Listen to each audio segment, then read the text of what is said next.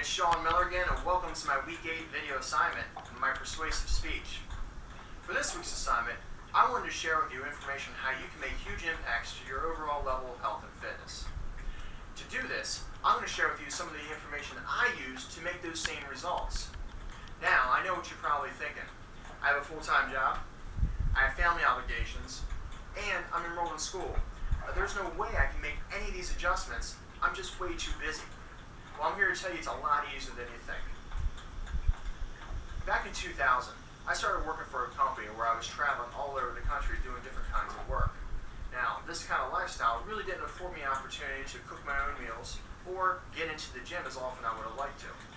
Before too long, I found myself being way overweight. I was upwards of 40 pounds over when I graduated high school just a year prior to that. I didn't even recognize the person I was when I looked at myself in the mirror. What made the realization for me is when I had my picture taken by a professional photographer, and I did not recognize the person at all. It was a huge shock to me, and I decided to make a change that day. What I learned over my career as a fitness coordinator and as being a fitness advocate as I am now is that diets and exercise programs do not work. Now you're probably asking yourself, well, what do you mean? You're trying to tell me that I need to start dieting and exercising, and you're telling me it doesn't work? Well, that's right, it doesn't work. What makes the change is a change in your lifestyle. That's really where it comes from. Fad diets, exercise gimmicks, they don't work if you don't make the lifestyle change to start incorporating them into your own life. Now, what I did is I made a conscious decision to change my lifestyle and make those huge impacts on myself that I've been enjoying today. One thing I did is I learned to look at the different kinds of gyms which might have been in the area that might offer a one-day pass or a short period of time pass or that I could use while I was in the town.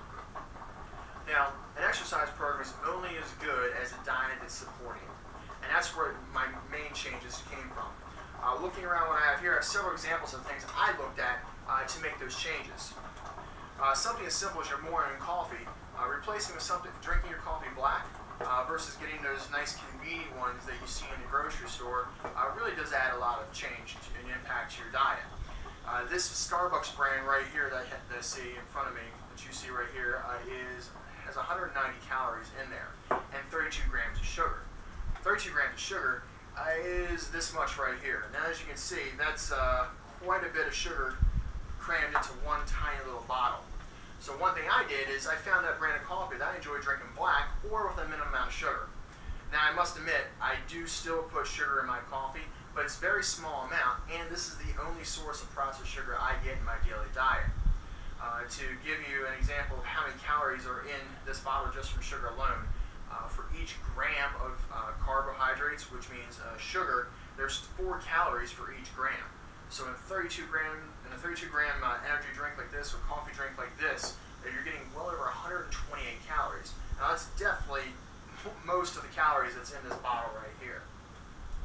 The other thing I looked at is I started swapping out the tasty cakes that I really enjoy for other more sensible nutrition items. The Federal Law Enforcement Training Center does recommend that we swap at least one of those things out each day and look for those other sources of nutritional items that we can incorporate that might be a healthier choice. One other thing I looked at is Greek yogurt. Now, I was not a fan of yogurt before I started eating it, but I've slowly become a huge fan of this, and I really enjoy it. One of the other changes I made to my diet is I reached outside my comfort zone. I stopped eating the fast food chains like McDonald's, which offered those very convenient, those unhealthy choices that we all love each day, and I found the things that were more healthy and I didn't really anticipate I would enjoy. Greek yogurt's definitely one. Avocado is another one. I really never even considered eating avocado, and it's actually one of the more potent superfoods out there. So finding those small changes, those things that you enjoy that you didn't expect to enjoy, really can make a huge impact. One of the more significant pieces of information which I discovered that did make a huge impact was reading the nutritional labels on the back of your products. So looking at the simple tasty cake one right here, in each serving size, which is this 2-package container right here, there are 180 calories and a lot of other stuff too, which don't really want to eat and bring into my body anymore, but back in the day, I'd have no problems eating several of these in a sitting. So for each serving size is 180 calories, 15 grams of sugar, and 10 grams of fat. Definitely adds up, especially if you're eating more than just one of these things. Now, I'm sure you out there know who you are, what I'm talking about with that, and again, small changes like this can make a huge impact. The other thing is the healthy food choices, which you may not consider could lead to unhealthy choices if you don't understand the nutritional information that's listed on the back. This bag of Uncle Ben's rice, while it lists 210 calories per serving, has 2 servings in it. Now, if you're like me, this would be very easily to consume as 1 serving size, and I, in fact, do eat this as part of my meal in one sitting. So in each container of this, I'm getting 420 calories, which is not necessarily a bad thing, as long as I understand where I need to make the adjustments in my diet to allow this to fit in there. The other things I look at are the sugar content there, because I'm very particular about how much sugar I do incorporate into my diet. The other thing is, reaching back to my week 6 assignment, is the meal replacement supplements, which you can find out there.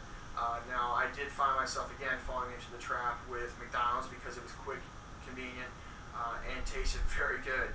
But learning to supplement and replace some of those meals with a protein powder or similar meal replacement substance really made another impact on me. Losing the weight just because I'm not putting the physical weight of the food into there, plus the overall fat and calorie content, which adds up over time. I really want to do away with it. Something I did learn from Fletzy as well is that for every pound of fat, that equals 3,500 calories. So in order to burn 1 pound of fat and lose that pound of fat, you have to figure out how to eliminate 3,500 calories from your weekly diet. So that equals to be about 500 calories a day that you can safely avoid and remove from your diet. Now, you don't want to do too much more than that, because you will find that you're lacking of energy, so you definitely won't get into the gym. So you can definitely burn the calories in the gym, or you can lose the calories through a very sensible diet. But as I said, too many calories one side or the other, you're going to start feeling sluggish, you're going to get sick, and you're not going to enjoy the benefits, which I hope you will start taking in today. The other thing that you should definitely look at is the research. Do the research, which again I suggested in week 6. The OfficeDiet.com lists a bunch of information here on how the active or the unactive sedentary office worker can make small adjustments to their daily routine and really make those big impacts, which I'm trying to tell you about today. Doing things like going for a walk during your lunch break and eating your meal directly after that, or having an active lunch break, definitely can add up. Taking in stairs versus the elevator is another good substitution. On the OfficeDiet.com website also lists the 5 foods you should avoid while dieting. And I'm not going to share them with you today because I want you to get out there and do the research, because self-discovery is going to be key in this process. The other thing I wanted to share with you is the cost of being overweight. In 2008, Dr. Tsai of Stanford University headed a study which examined the cost of obesity in the United States. And what he and his team of researchers discovered is that for each person who is overweight, it's an average of $266 additional per year that they spend just for being overweight. Now, if you're obese, which means you're 30 pounds above your ideal weight, that price skyrockets to over $1,700. So as you can see, it can affect your middle line as well as your bottom line too. So again, my name is Sean Miller. Thank you for listening to my information, and I look forward to seeing you guys in the future. Take care.